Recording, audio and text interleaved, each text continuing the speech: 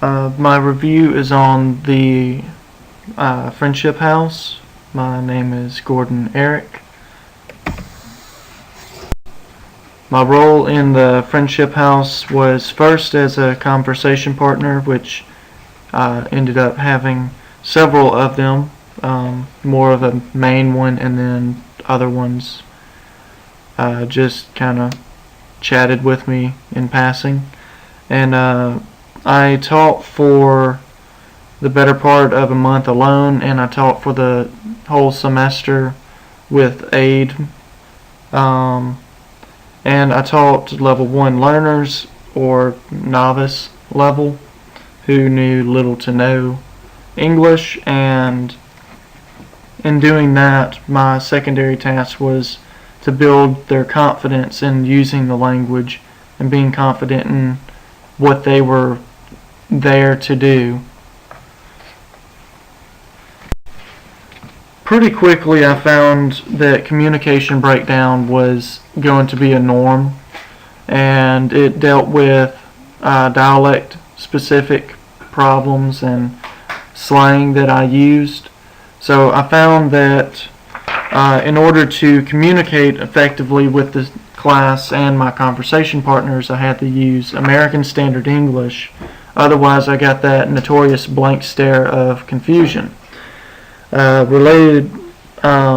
far as that relates to the teaching, I had to make a conscious decision of, should I teach American Standard English or should I teach the Southern dialect, which is what they heard outside of the classroom. And I decided that, well, along with the program runner, that American Standard English was best due to its usage on television and signs and etc. And overall, what I learned from this was that communication breakdowns occur out of not being knowledgeable on what I'm saying before I say it. So I had to be very conscious of what was going on, and that aided to facilitate their understanding and to lessen confusion, which naturally made progress go a little bit quicker.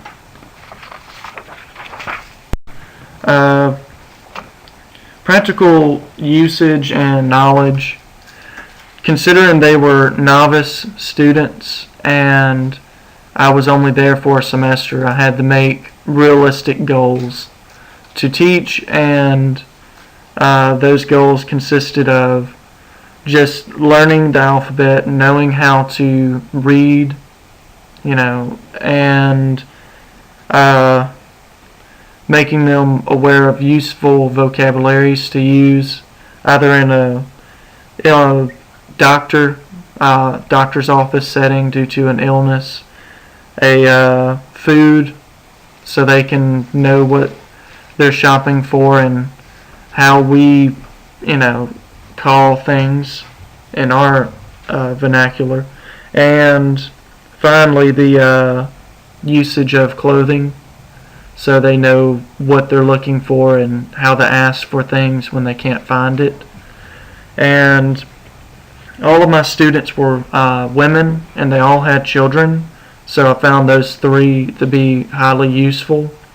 In case one of their children got sick, they could take it to a doctor and be able to vocalize what was wrong with the doctor. And as far as my conversation partners were concerned, my main partner, Namantha, had a good grasp on English, but he was unable to handle the Southern dialect or slang. And he knew a lot about what he studied, but little about anything else, such as food or illnesses or cultural ambiguities that we hold. And overall, he had a lot of practical knowledge struggles, but he could read very well in the subject that he studied at MSU. And relating this to my teaching experience was I need to know what the students need to learn, have realistic goals for that, know what is possible to learn in the time frame, be very frugal with resources, and be able to create ones that don't exist for me, and find ways to make the learning experience fun for the students so they have more so I have more evidence of their learning the material.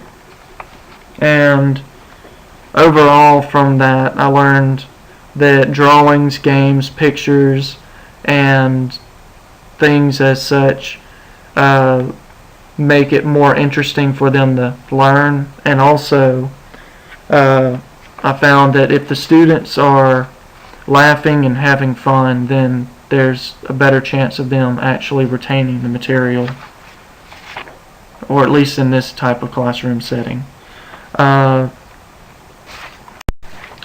Finally, the self-esteem and the target language. Students are always out of their comfort zone in a classroom. I've never been comfortable in a classroom setting due to one problem or another. So, that being said, the foreign language course always has a negative and uphill stigma to it, more so than any other class. And immersion courses have frustration on top of that. So a friendly face, kind words, a patient teacher, and constructive criticism goes a really long way for this.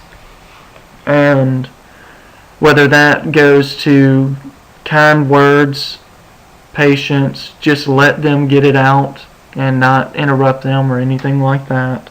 Helpful hints, and just in general encouragement makes the experience so much more enjoyable for both parties, the teacher and the student, compared to frustration and humiliation as the downside.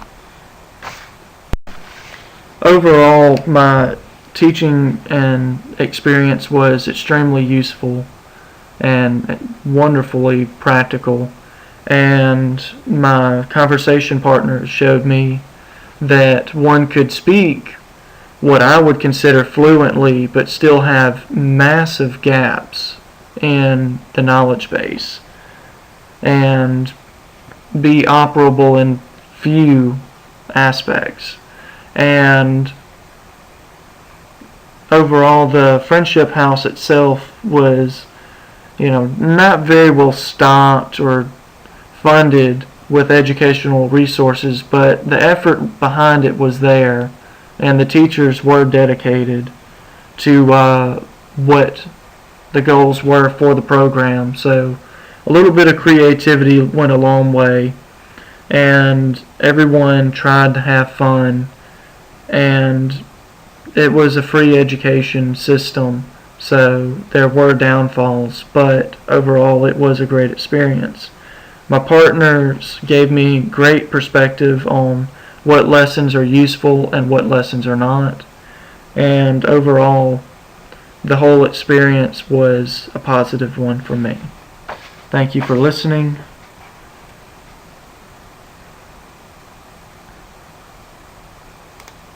You can go in.